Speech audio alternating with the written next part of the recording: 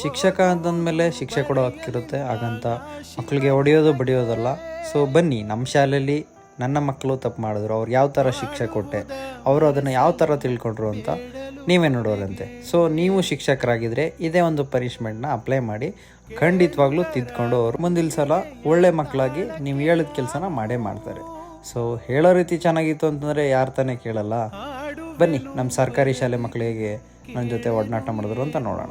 Paper ಸರಿನಾ, ನೀವು collect ಮಾಡ್ಕೊಂಡ್ಬಂದಿ, ಇವತ್ತು ಕಲೆಕ್ಟ್ ಮಾಡ್ಕೊಂಡ್ಬಂದಿಲ್ವಲ್ಲ ಕ್ವಶನ್ ಪೇಪರ್ನ, ಅದಕ್ಕೆ ಇವತ್ತು ಯಾಕೆ ಗಿಫ್ಟ್ ಇಲ್ಲ. ನೀವು ವೀಕ್ ಬಂದಾಗ ನೀವೇನ್ ಮಾಡ್ಬೇಕು, ಇದಿಷ್ಟು ಕ್ವಶನ್ ಪೇಪರ್ ತಂದಿರ್ಬೇಕು, ಎಲ್ಲರ ಹತ್ರ ಅಟ್ಲೀಸ್ಟ್ ಜೆರಾಕ್ಸ್ ಇರಬೇಕು. ನನ್ನ ಹತ್ರ ಕಾಸಿಲ್ಲ ಅಂತಂದ್ರೆ ಕೂತ್ಕೊಂಡು ಬರ್ಕೊಳ್ಳಿ ಅಂತಾನೆ ಹೇಳ್ತೀನಿ, ನೆಕ್ಸ್ಟ್ ವೀಕ್ ಮಾಡೋ ಅಂತದ್ದು. ಸೊ ಇದಿಷ್ಟು ಚಿತ್ರ ಇರ್ಬೇಕು ನಿಮ್ಮ ಹತ್ರ, ಟ್ರಯಾಂಗಲ್ಸ್ ತ್ರಿಭುಜಗಳಿರ್ಬೇಕು, ಆಮೇಲೆ ಇದಿರ್ಬೇಕು. ಫಸ್ಟ್ ಇದಿಷ್ಟು ನಾನ್ ಮಾಡೋ ಅಂತದ್ದು.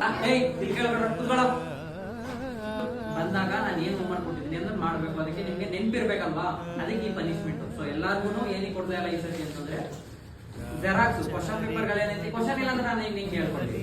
ಸೊ ಏನಂತ ಕೇಳೋರೆ, ಎಲ್ಲಾರು ನಿಲ್ಸಿ ಏನೇನ್ ಬರೀತಿದ್ರೆ ಎಲ್ಲ ಹೋಲ್ಡ್ ಮಾಡಿದ್ದೆ. ಬ್ರೆಜಿಲ್ ನ 6-5-4-3-2-1 ಹಿಂಗ್ ಬರ್ದವ್ರೆ. ನನ್ಗೇನು ಹೇಳ್ಬೇಡಿ, ಬುಕ್ ತಗೊಳ್ಳಿ, ಪೆನ್ ತಗೊಳ್ಳಿ, ಆನ್ಸರ್ ಮಾಡಿ.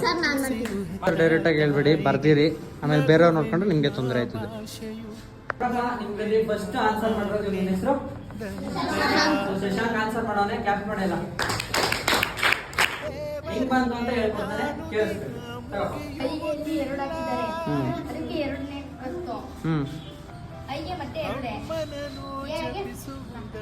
ಸೊ ಗೊತ್ತಾಯ್ತಾ?